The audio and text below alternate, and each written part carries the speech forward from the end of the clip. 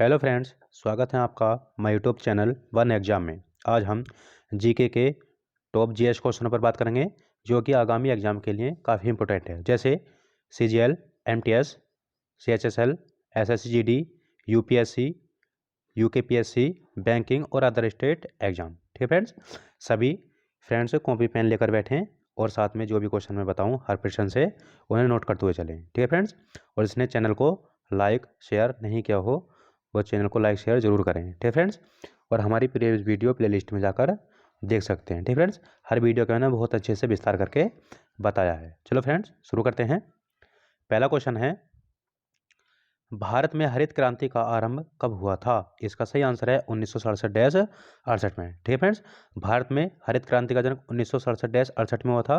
ठीक है, कहीं कहीं फ्रेंड्स इसकी डेट 1966-67 भी दे रखी है। ठीक है फ्रेंड्स, ध्यान रखना 1966 आएगा या 67 या फिर 1967-68। ठीक है फ्रेंड्स, हो जाएगी भारत में जो हरित क्रांति के जनक थे वो कौन थे? ठीक है, भारत में हरित क्रांति के जनक थे एम.एस. स्वामीनाथन। कौन थे? एम.एस. स्वामीनाथन। ठीक है फ्रेंड्स, और पूछा जाए कि विश्व में हरित क्रांति के जनक कौन थे? ठीक है, विश्व में हरित क्रांति के जनक थे नॉर्मन बोरलॉग। ठीक है, कौन थे? Norman Borlaug. पूछा जाता है कि विश्व में हरित क्रांति की शुरुआत हुई थी किस देश से हुई थी? वो आती है आपका यूएसए से। ठीक है, कहाँ से हुई थी? यूएसए से हुई थी। पूछा जाए कि उत्तराखंड में किस कॉलेज को हरित क्रांति का जनक या जन्मस्थली माना जाता है? तो उसका आता है, ठीक है, पंतनगर कृषि विश्वविद्यालय। ठीक है, जिसकी स्थापना हुई थी 17 नवंबर 1960 में। 17 नवंबर 1960 में। ठीक है, पंतनगर उधम सिंह नगर में पड़ता है और उधम सिंह नगर उत्तराखंड में आता है। ठीक है फ्रेंड्स, अगला क्वेश्चन है, भारत के किस स्थान को सफेद पानी के नाम से जाना जाता है? इसका सही आंसर आएगा सियाचिन। ठीक है, सियाचिन ग्लेशियर। ठीक है, सर्वाधिक ऊंचाई पर स्थित ग्लेशियर कौन सा है? सियाचिन ग्लेशियर भारत का। ठीक है, और यानी कि इसे सियाचिन ग्लेशियर को कहते हैं सफेद पानी के नाम से। क्योंकि क्यों कहते हैं? क्योंकि यहाँ पर सदैव बर्फ से ढका रहता है। कौन? सियाचिन ग्लेशियर। ठीक है, सियाचिन ग्लेशियर कहाँ आएगा तुम्हारा? लद्दाख में। ठीक है फ्रेंड्स, अगला क्वेश्चन है, लोकटक झील किस राज्य में स्थित है? इसका सही आंसर है मणिपुर। ठीक है फ्रेंड्स, लोकटक झील किस राज्य में स्थित है? मणिपुर में। ठीक है, पूछा जाए कि इस यानी कि लोकटक झील में एक राष्ट्रीय उद्यान स्थित है जो कि विश्व का एकमात्र राष्ट्रीय उद्यान है जो कि पानी में तैरता हुआ है। ठीक है, उसका नाम है केबुल लामजाओ राष्ट्रीय उद्यान। ठीक है, केबुल लामजाओ, केबुल लामजाओ राष्ट्रीय उद्यान। ठीक है, किस झील में आएगा? लोकटक झील में। किस राज्य में आएगा? मणिपुर में। ठीक है फ्रेंड्स, अगला क्वेश्चन है, कथकली किस राज्य से संबंधित नृत्य है? ठीक है फ्रेंड्स, इसका सही आंसर आ जाएगा केरल। ठीक है, कथकली किस राज्य से संबंधित नृत्य है? तो केरल से। ठीक है, पूछा है कि भारत में कुल शास्त्रीय नृत्यों की संख्या कितनी है? ठीक है, भारत में कुल शास्त्रीय नृत्य हैं 8 है। और कौन कौन से हैं वो शास्त्रीय नृत्य? देखो, एक आता है तुम्हारा कथकली। ठीक है, कथकली केरल का आ गया। ठीक है, और एक आता मोहनअट्टम। ठीक है, मोहिनी अट्टम। कथकली और मोहिनी अट्टम किस राज्य के हो गए? केरल, केरल के। ठीक है फ्रेंड्स, एक आता आपका भरतनाट्यम। ठीक है, भरतनाट्यम आएगा आपका तमिलनाडु का। ठीक है, एक आता आपका कथक। ठीक है, कथक शास्त्रीय नृत्य कहाँ का बताओ? उत्तर प्रदेश का। ठीक है, और आता है कुचिपुड़ी। ठीक है, कुचिपुड़ी, कुचिपुड़ी शास्त्रीय नृत्य बताओ कहाँ का आएगा? यह आएगा आपका आंध्र प्रदेश का। कहाँ का आएगा बताओ? आंध्र प्रदेश का। ठीक है, ओडिसी आएगा तो उड़ीसा का हो जाएगा, मणिपुरी आएगा तो मणिपुर का हो जाएगा। ठीक है, और सबसे नवीनतम जो शास्त्रीय नृत्य है वो है तुम्हारा सतरिया। ठीक है, सतरिया। सतरिया कहाँ का शास्त्रीय नृत्य है? तो यह है तुम्हारे असम का। ठीक है फ्रेंड्स, कहाँ का है? असम का। इसका सही आंसर क्या जाएगा कि कथकली किस राज्य का नृत्य है? तो केरल का। अगला क्वेश्चन है, इसरो का मुख्यालय कहाँ स्थित है? ठीक है, इस इसरो की स्पेलिंग क्या होगी? ठीक है, इंडियन स्पेस रिसर्च ऑर्गेनाइजेशन। ठीक है फ्रेंड्स, और इसरो का जो मुख्यालय स्थित है वो कहाँ स्थित है? बेंगलोर में। ठीक है, बेंगलोर कहाँ पड़ता है? कर्नाटक में। ठीक है फ्रेंड्स, कर्नाटक में। ठीक है, इसरो का जो प्रक्षेपात्र केंद्र है वो कहाँ स्थित है? ठीक है, सतीश धवन अंतरिक्ष केंद्र। ठीक है, वो है आपका श्रीहरिकोटा। ठीक है, श्रीहरिकोटा कहाँ पर पड़ता है? आंध्र प्रदेश में। ठीक है, कहाँ पर पड़ता है? आंध्र प्रदेश में। ठीक है फ्रेंड्स, अब पूछा जाए कि इसरो की स्थापना कब हुई थी? ठीक है, इसरो की स्थापना हुई थी 15 अगस्त 1969 में। ठीक है, 15 अगस्त 1969 में। पूछा कि वर्तमान में इसरो के अध्यक्ष कौन है? ठीक है, वर्तमान में इसरो के अध्यक्ष हैं, ठीक है, एस सोमनाथ। ठीक है, एस सोमनाथ। ठीक है फ्रेंड्स, अगला क्वेश्चन है, कंप्यूटर के विकास में सर्वाधिक योगदान किसका है? ठीक है, कंप्यूटर के विकास में सर्वाधिक योगदान जो रहा था वो किसका रहा था? ठीक है फ्रेंड्स, इसका सही आंसर आ जाएगा, ठीक है, वॉन न्यूमैन का। ठीक है, वॉन न्यूमैन का। अगला क्वेश्चन है, WWW के आविष्कारक कौन है? ठीक है फ्रेंड्स, WWW, ठीक है। इसके आविष्कारक हैं टिम बर्नर्स ली, ठीक है। कौन है? Tim Berners Lee. हो जाए कि WW का आविष्कार कब हुआ था? ठीक है, इसका आविष्कार हुआ था 1989 में, ठीक है फ्रेंड्स। हो जाए कि इसकी फुल फॉर्म क्या आती है? इसकी फुल फॉर्म आती है world world wide world wide web, ठीक है, वर्ल्ड वाइड वेब। किसकी फुल फॉर्म है ये तुम्हारी? WWW की, ठीक है। इसका आविष्कार कौन हो गए? Tim Berners Lee. और इसका विकास जो हुआ था, कब हुआ था WWW का? तो 1989 में, ठीक है फ्रेंड्स। अगला क्वेश्चन है, भारतीय संविधान में प्रथम संशोधन कब हुआ था? इसका सही आंसर आ जाएगा 1951 में, ठीक है। भारतीय संविधान में प्रथम संविधान संशोधन कब हुआ था? 1951 में, ठीक है। 1951 के संविधान संशोधन द्वारा, ठीक है, भारतीय संविधान में 9वीं अनुसूची जोड़ी गई थी, ठीक है। कौन सी अनुसूची जोड़ी गई थी? 9वीं अनुसूची। और 9वीं अनुसूची में क्या है बताओ? ठीक है, भूमि सुधार, ठीक है। 9वीं अनुसूची में क्या है? भूमि सुधार, ठीक है फ्रेंड्स। अगला क्वेश्चन है, देश का सर्वोच्च विधि अधिकारी कौन होता है? इसका सही आंसर है, ठीक है, महान्यायवादी, ठीक है। देश का जो सर्वोच्च विधि अधिकारी होता है वो कौन होता है? महान्यायवादी होता है, ठीक है। महान्यायवादी, या फिर इसे कह सकते हैं AGI, ठीक है, AGI यानी कि अटॉर्नी जनरल ऑफ इंडिया, ठीक है फ्रेंड्स। हो जाए कि महान्यायवादी किस आर्टिकल के अंतर्गत आता है? तो आर्टिकल आता है आपका 76, ठीक है। कौन सा आर्टिकल आता है? 76 आर्टिकल आता है, ठीक है। हो जाता है कि महान्यायवादी, ठीक है, पद धारण करता है वो किसके प्रसाद पर्यंत करता है? तो राष्ट्रपति के, ठीक है। महान्यायवादी पद धारण करते हैं राष्ट्रपति के प्रसाद पर्यंत तक, ठीक है फ्रेंड्स। यानी कि महान्यायवादी, यानी कि भारत का प्रथम विधि अधिकारी कौन कहलाते हैं? महान्यायवादी, ठीक है। महान्यायवादी को यानी कि किसी भी बैठक में बैठने का, बोलने का अधिकार होता है, पर मतदान देने का अधिकार नहीं होता, ठीक है फ्रेंड्स। अगला क्वेश्चन है, लोकसभा में, राज्यसभा में, ठीक है, लोकसभा व राज्यसभा, ठीक है, लोकसभा व राज्यसभा में गणपूर्ति संख्या क्या है? इसका सही आंसर आ जाएगा यानी कुल सदस्य का 1/10 भाग, ठीक है, गणपूर्ति, ठीक है। चाहे तो लोकसभा जाए या फिर राज्यसभा आए, ठीक है। यानी कि जब गणपूर्ति तुम्हारी 1/10, यानी कि कुल सदस्य संख्या की 10% भाग होगा तो कोई भी सभा आयोजित की जाएगी। अगर 10% से कम होगा तो कोई भी सभा या बैठक नहीं होगी, ठीक है फ्रेंड्स। और पूछा है कि गणपूर्ति जो आता है वो किस अनुच्छेद के अंतर्गत आता है? गणपूर्ति आता है आपका आर्टिकल 100 के अंतर्गत, ठीक है। कितने? आर्टिकल 100 के अंतर्गत, ठीक है। चाहे तो राज्यसभा हो या फिर लोकसभा हो। और कुल सदस्यों का कितना आता है? ठीक है, तो ये आते हैं आपका 1/10 भाग। अगला क्वेश्चन है, दुनिया के मजदूरों एक हो का नारा किसने दिया था? इसका सही आंसर है कार्ल मार्क्स, ठीक है। दुनिया के मजदूर एक हो का नारा किसने दिया था? कार्ल मार्क्स ने। अगला क्वेश्चन है, अब्राहम लिंकन ने दास प्रथा का अंत कब किया था? इसका सही आंसर है 1863 में, ठीक है। यानी कि अब्राहम लिंकन ने, ठीक है, दास प्रथा का यानी कि अंत करने का विरोध किया था। कब किया था? 1863 में, ठीक है फ्रेंड्स। और अब्राहम लिंकन ही तुम्हारे USA के प्रथम राष्ट्रपति भी बनाए गए थे, ठीक है फ्रेंड्स। अगला क्वेश्चन है, रेड इंडियन कहाँ के मूल निवासी थे? इसका सही आंसर आ जाएगा अमेरिका, ठीक है। और अमेरिका में भी कौन सा आएगा? उत्तरी अमेरिका, ठीक है। रेड इंडियन कहाँ के मूल निवासी थे? तो उत्तरी अमेरिका के। अगला क्वेश्चन है, सत्यार्थ प्रकाश पुस्तक किसने लिखी है? ठीक है, सत्यार्थ प्रकाश पुस्तक है आपकी दयानंद सरस्वती। पूछा जाए कि दयानंद सरस्वती का मूल नाम क्या था? इनका मूल नाम था मूल शंकर, ठीक है। इनका मूल नाम क्या था? मूल शंकर, दयानंद सरस्वती का, ठीक है। दयानंद सरस्वती ने, ठीक है, आर्य समाज की स्थापना की थी। कब की थी बताओ? आर्य समाज की स्थापना की थी उन्होंने 1875 में। कहाँ पर की थी? मुंबई, महाराष्ट्र में, ठीक है फ्रेंड्स। अगला क्वेश्चन है, इंडिया डिवाइडेड पुस्तक किसकी है? इसका सही आंसर आ जाएगा राजेंद्र प्रसाद, ठीक है। इंडिया डिवाइडेड पुस्तक किसकी है? राजेंद्र प्रसाद। और आपको पता चाहिए कि भारत के प्रथम राष्ट्रपति कौन रहे थे? तो राजेंद्र प्रसाद, ठीक है। सर्वाधिक कार्यकाल भी किस राष्ट्रपति का रहा था? तो ठीक है, राजेंद्र प्रसाद, ठीक है। राजेंद्र प्रसाद का संबंध किस राज्य से था? इनका संबंध था बिहार राज्य से, ठीक है, बिहार राज्य से, ठीक है। इन्हें ही कहते हैं बिहार का चिराग, राजेंद्र प्रसाद को। अगला क्वेश्चन है, भारत व पाकिस्तान के बीच विभाजन किस योजना के तहत हुआ था? ठीक है, भारत व पाकिस्तान के बीच विभाजन हुआ था, ठीक है। और वो योजना कौन सी थी तुम्हारी? वो थी माउंटबेटन योजना, ठीक है। माउंटबेटन योजना कब आई थी बताओ? ये आई थी 3 जून 1947 में, ठीक है। कब आई थी? 3 जून 1947 में आई थी, ठीक है फ्रेंड्स।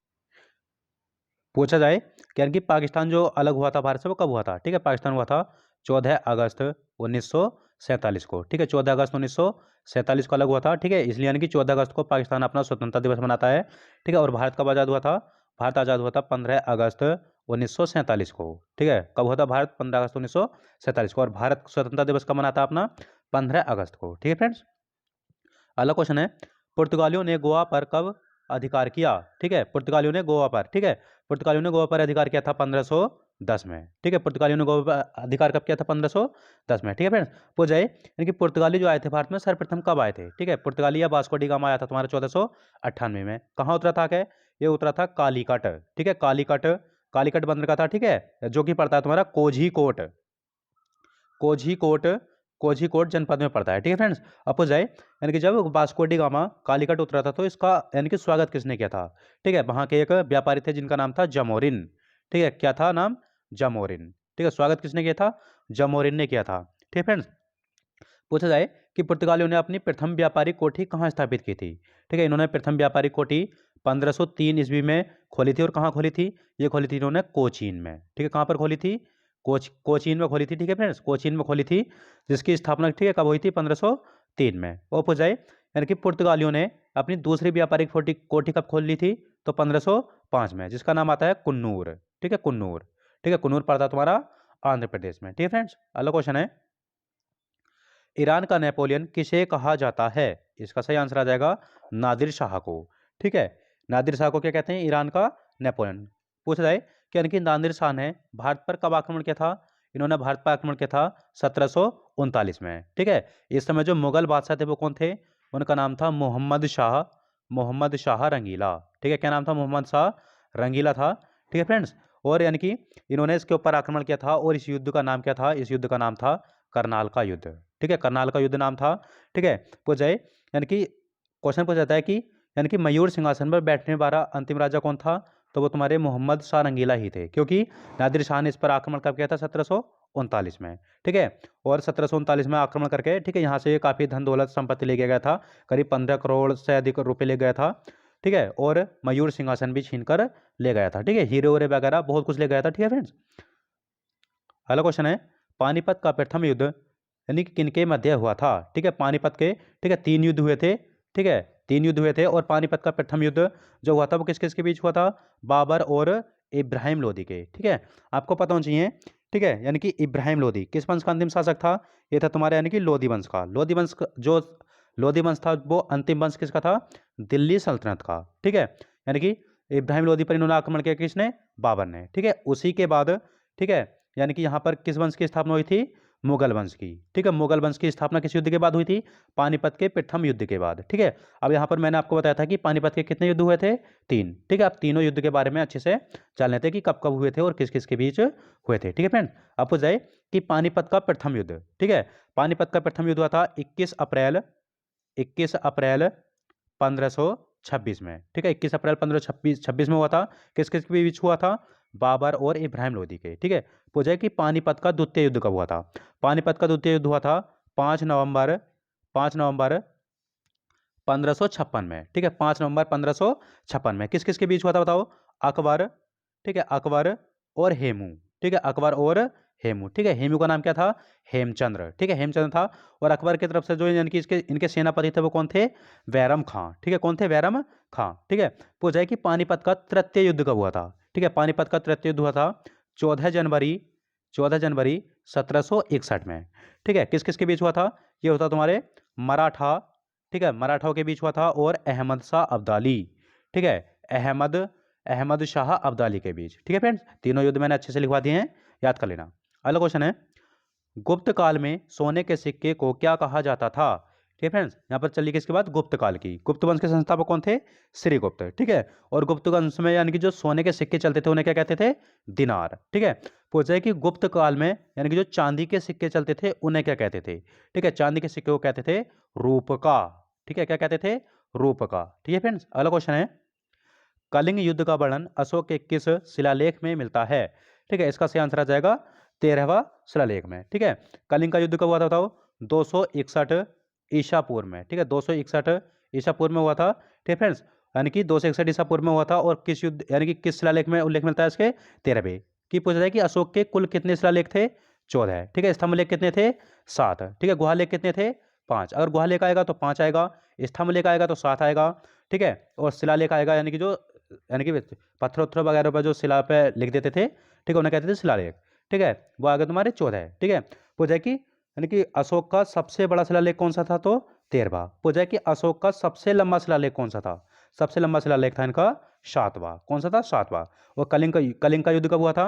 ये हुआ था तुम्हारा 261 ईस्वी पूर्व में। ठीक है, कलिंग जो राज्य पड़ता है कहाँ पड़ता था वो, उड़ीसा में। ठीक है, और कलिंग की राजधानी उस समय क्या थी, तोसली। ठीक है फ्रेंड्स, अगला क्वेश्चन है, जैन धर्म के 24वें एवं अंतिम तीर्थकर कौन थे? इसका सही आंसर आ जाएगा महावीर स्वामी। ठीक है, जैन धर्म में कुल कितने तीर्थकर हुए थे, 24। प्रथम तीर्थकर कौन थे, ऋषभदेव। ठीक है, कौन थे, ऋषभदेव थे। ठीक है फ्रेंड्स, और अंतिम 24वें तीर्थकर कौन थे, महावीर स्वामी। महावीर स्वामी की माता का नाम क्या था, त्रिशला। ठीक है, क्या नाम था, त्रिशला। ठीक है, महावीर स्वामी का जन्म कब हुआ था, 1540 ईसा पूर्व में। ठीक है, और मृत्यु कब हुई थी, 468 ईसा पूर्व में। कहाँ पर, पावापुरी बिहार में, और कुंडग्राम वैशाली में इनका जन्म हुआ था। ठीक है फ्रेंड्स, अगला क्वेश्चन है, सिकंदर महान ने भारत पर आक्रमण कब किया? ठीक है, यानी कि सिकंदर ने भारत पर आक्रमण कब किया था, तो उन्होंने किया था 326 ईसा पूर्व में। ठीक है, कब किया था, 326 ईसा पूर्व में। इस युद्ध का नाम क्या बता मिलता है, बताओ, हाइडेस्पिच का युद्ध। ठीक है, हाइडेस्पिच का युद्ध, या फिर कह सकते हैं इसे बितिस्ता का युद्ध भी। ठीक है, बितिस्ता का युद्ध भी। ठीक है, क्योंकि बितिस्ता नाम किसका था, झेलम नदी का। ठीक है, यानी कि झेलम नदी का प्राचीन नाम क्या था, बितिस्ता। ठीक है, बितिस्ता का युद्ध भी कह देते हैं ऐसे। ठीक है, हाइडेस्पिस का युद्ध भी कह देते हैं, क्योंकि किस नदी के किनारे हुआ था, झेलम नदी के किनारे। ठीक है, कब हुआ था, 326 ईसा पूर्व में। पूछ जाए कि सिकंदर की मृत्यु कब हुई थी? ठीक है, सिकंदर की मृत्यु हुई थी 323 ईस्वी पूर्व में। कहाँ पर हुई थी, बेबीलोन नामक स्थान पर। ठीक है फ्रेंड्स, अगला क्वेश्चन है, आर्य शब्द का अर्थ क्या है? इसका सही आंसर आ जाएगा श्रेष्ठ या कुलीन। ठीक है, आर्य शब्द का अर्थ क्या होता है, श्रेष्ठ या फिर कुलीन। ठीक है, अगला क्वेश्चन है, सबसे बड़ा द्वीप समूह है। ठीक है, यहां पर बात चलिए किसकी, सबसे बड़ा द्वीप समूह, ना कि द्वीप की। ठीक है, पूछा कि सबसे बड़ा द्वीप समूह कौन सा आएगा, इंडोनेशिया। ठीक है, इंडोनेशिया के अंतर्गत दो द्वीप आते हैं जो कि काफी इंपोर्टेंट है। एक तो आता है तुम्हारा जावा द्वीप, और एक आता है सुमात्रा। ठीक है, जावा और सुमात्रा द्वीप किसके अंतर्गत आते हैं, इंडोनेशिया के। ठीक है, पूछा जाए यानी कि विश्व का सबसे बड़ा द्वीप। ठीक है, सबसे बड़ा द्वीप आएगा तो ग्रीनलैंड। ठीक है, कौन सा आएगा, ग्रीनलैंड आएगा। ठीक है, यानी कि इस पर ग्रीनलैंड पर किसका अधिकार है, तो डेनमार्क का। किसका अधिकार है, डेनमार्क का। ठीक है, सबसे बड़ा, विश्व का सबसे बड़ा द्वीप ग्रीनलैंड, किसका अधिकार है, डेनमार्क का। पूछा है कि ग्रीनलैंड द्वीप कहाँ स्थित है? ठीक है, ये बताओ आपका आर्कटिक आर्कटिक महासागर, और एक आता है तुम्हारा अटलांटिक महासागर। अटलांटिक महासागर। ठीक है, अटलांटिक महासागर। ठीक है, इन दोनों के मध्य कौन सा स्थित है, तो आगा तुम्हारा ग्रीनलैंड। ठीक है, पूछा है कि सबसे, यानी कि सबसे बड़ा, यानी कि द्वीप समूह आएगा तो इंडोनेशिया, सबसे बड़ा द्वीप आएगा तो ग्रीनलैंड। ठीक है फ्रेंड्स, अगला क्वेश्चन है, आसवान बांध किस नदी पर स्थित है?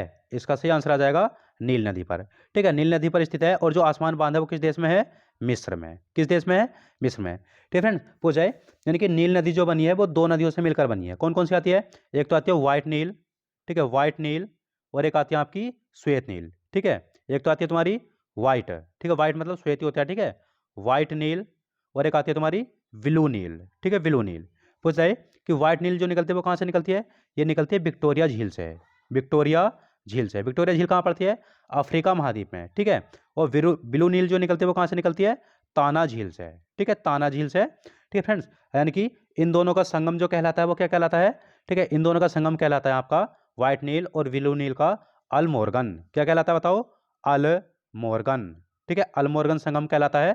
ठीक है, और पूछ जाए, यानी कि ब्लू नील और व्हाइट नील दोनों आपस में कहाँ मिलती हैं जाके, तो ये मिलती है आपकी खार्तूम में जाकर। कहाँ पर मिलती है, खार्तूम। ठीक है, खार्तूम किसकी राजधानी है, तो खार्तूम है आपके सूडान की राजधानी।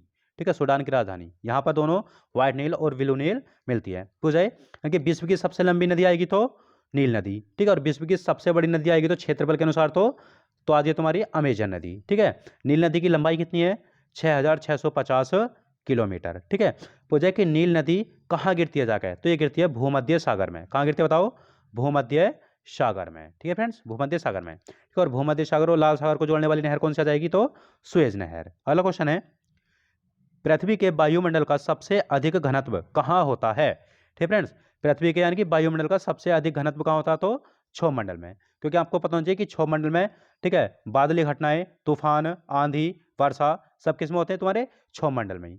ठीक है, और तुम्हारे यानी कि जो सर्वाधिक, यानी कि तुम्हारा, यानी कि जो घनत्व होगा वो भी किस मंडल में होगा, तुम्हारा क्षोभ मंडल में।